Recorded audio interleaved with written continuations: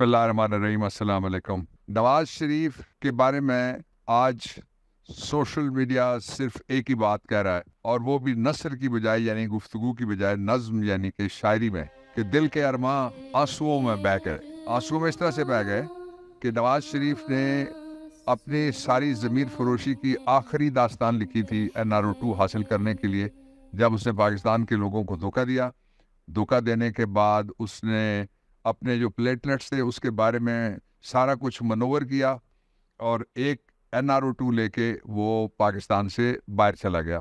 पाकिस्तान के बाहर जाने के बाद उसने जिस लॉबी से राब्ते किए, वो लॉबी पाकिस्तान की मुखालिफ थी। पाकिस्तान में जमहूरियत की मुखालिफ थी, रूल ऑफ लॉ की मुखालिफ थी, और पाकिस्तान में आइन के अंदर लोगों के जो हुकूक हैं उनकी भी मुखालिफ थी।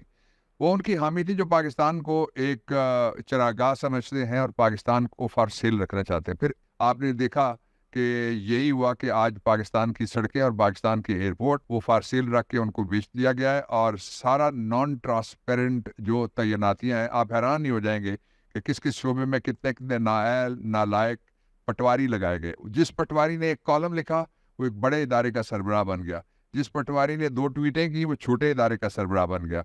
और साथ उन इदारों के बारे में जो खबरें हैं हमेशा से रही हैं वैसे, वो ये है कि उस पर जो तैनातियाँ हैं वो कोई लाखों करोड़ों में नहीं होती, इससे भी ऊपर जाते हैं उनकी जो बिडिंग होती है और रेट्स होती है। जिस तरह पंजाब के अंदर बाकायदा थानों के अंदर थानेदार की पोस्टिंग की बिडिंग होती है कि अगर किसी ने खारिया में लगना है तो वो कितने पैसे देगा, और किसी ने अगर लगना है सेंट्रल लाहौर में तो कितने पैसे देगा, और किसी ने अगर बॉर्डर पे लगना है जहाँ से बॉर्डर ट्रेड होता है तो वो कितने पैसे देगा। आज हुआ क्या, मैं आपसे शेयर करता हूँ। अब सबसे पहले तो यह है कि आज सुप्रीम कोर्ट ऑफ पाकिस्तान ने एक फैसला है उसके बारे में रिव्यू, वो उसके ऊपर कानून साजी की गई थी। और ये एक अजीब इत्तेफाक है कि ये फैसला आया था साल 2018 में, PLD 2018 सफा 405 पे रिपोर्ट शुदा है।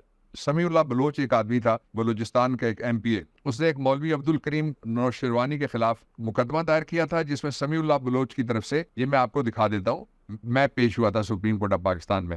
ये 5 जजेस का एक बेंच था जिसने कहा कि जो ताहयात नाअहली है, ये मैंने सवाल उठाया था 3 जजों के सामने। जब उन्होंने सवाल से एग्री किया तो मैंने कहा इसके लिए लार्जर बेंच बनाया, और कई साल बाद ये लगा।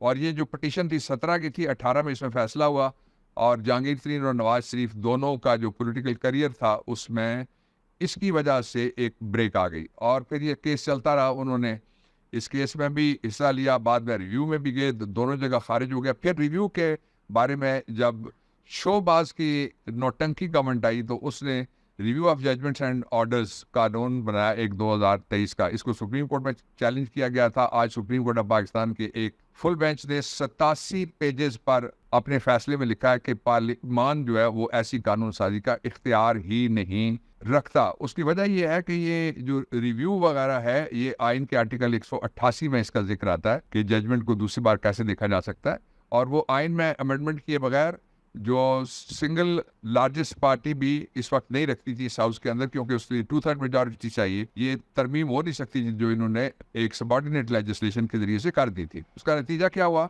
उसका नतीजा ये हुआ कि आज सुप्रीम कोर्ट ऑफ पाकिस्तान में उसने कहा है कि ये वाज़ेह तौर पे आइन से मुतसादम और आइन से गैर अहम आहंग, यानी उसकी इंट्रा वायरिस नहीं था बल्कि अल्ट्रा वायरिस था कानून की जुबान में। और फिर तीसरी जो बात हुई है वो ये है कि उन्होंने कहा कि ये जब एक फैसला हो गया उसके बाद रिव्यू भी उड़ गया, तो उसके बाद इस कानून के जरिए से अपील का हक एक ऐसे पंडोरा बॉक्स को खोलने के मुतरादिफ है कि हजारों नहीं लाखों मुकदमात आएंगे, और लोगों को सजाए मौत भी हुई है, लोगों को कैद की सजाएं भी हुई हैं। अक्सर जो पुलिस की तफ्तीश होती है वो उसमें नक्श भी होते हैं, जैली होती है, वो फरोख्त हुआ तफ्तीशी भी करता है, उस पर सियासी असर और रसूख भी होता है, दबाव भी होता है, और कमज़ोर का साथ कम ही कोई देने वाले बतले हुर्रियत होते हैं पुलिस में, लेकिन हैं थोड़े बहुत। तो इसलिए आज ये सादा अल्फाज में मैं आपको इसकी अगली जो चौथी बात है वो मैं